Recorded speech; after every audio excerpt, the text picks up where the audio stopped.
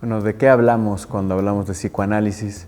En primer lugar, hay que decir que es una práctica de la palabra, es una forma de hacer circular la palabra, tanto las palabras que nos han dicho sobre nosotros, que nos han lastimado, que nos han conformado, que han ido llevando a cabo nuestra identidad, como de aquellas palabras no dichas, eso que no ha podido articularse en una red para poder expresar lo que uno siente o lo que uno quiere o lo que uno es. Eso es básicamente el psicoanálisis. Es también una forma de escucha muy particular. El psicoanalista es aquel que, sin juzgar, escucha todo lo que el otro tiene que decir. Erik Erikson lo definía de manera magistral cuando comentaba que el psicoanálisis es una forma de escucharse a uno mismo, que una vez que uno lo ha aprendido y lo ha atravesado, puede usarlo para escuchar a otras personas.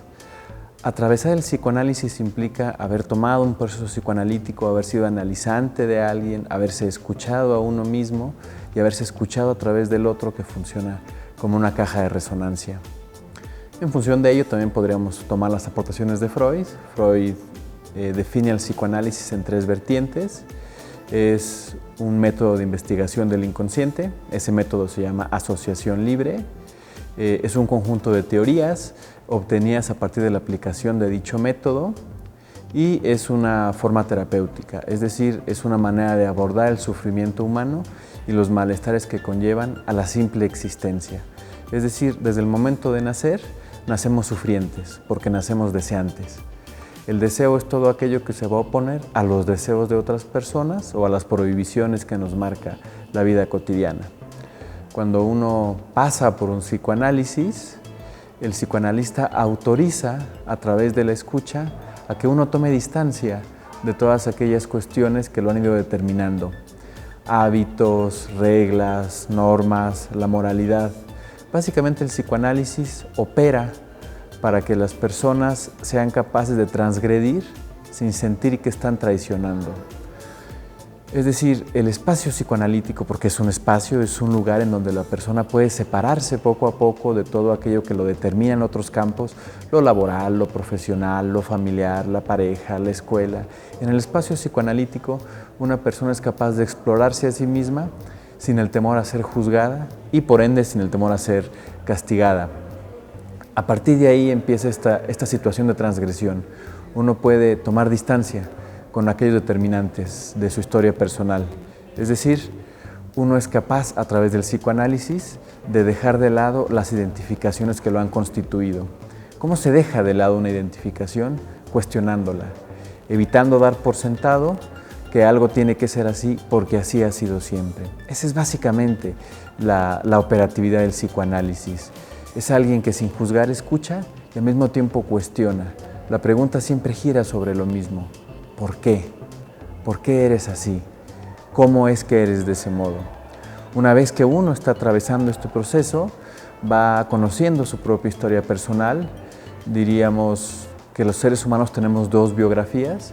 Tenemos la biografía oficial, la que le contamos a los demás, la que narran los demás sobre nosotros, y tenemos la biografía oculta, aquella que tiene que ver con nuestros deseos, con nuestros temores, con nuestras frustraciones más profundas, de las que rara vez hablamos.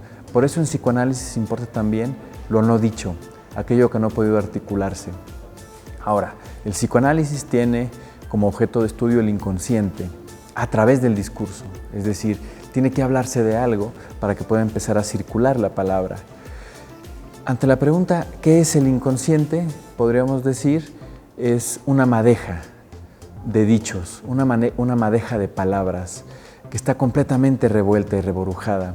A través de la interpretación, a través de la escucha, a través del dispositivo psicoanalítico, esa madeja empieza a convertirse en un tejido que va tomando forma y en donde el analizante, que es la persona que atraviesa este procedimiento, va escuchándose de forma distinta.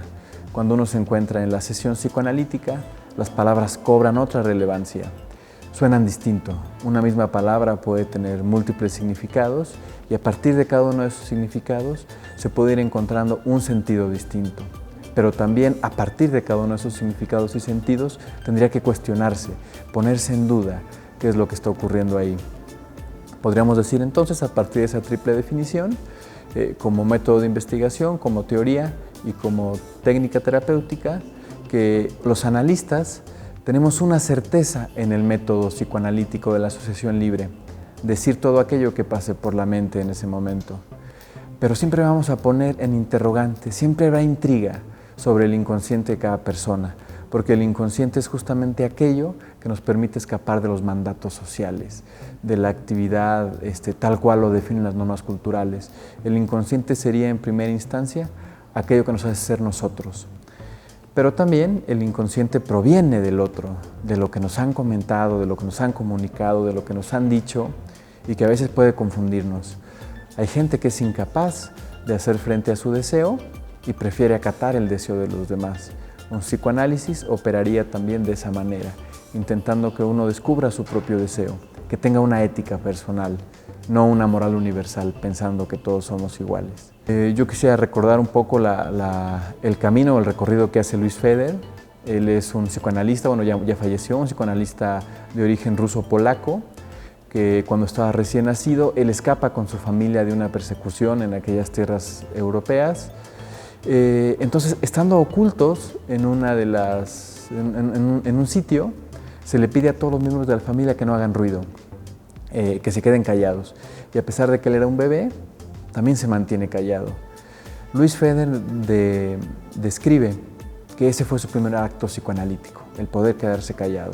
Porque el psicoanalista, para que pueda escuchar sin juzgar, tiene que mantener un silencio de neutralidad, porque es el analizante quien tiene que escucharse a sí mismo. Yo creo que esta anécdota de Feder nos permite entender cómo se inicia uno como psicoanalista. Uno inicia el recorrido cuando es capaz de guardar silencio ante la palabra del otro, cuando es capaz de cederle su palabra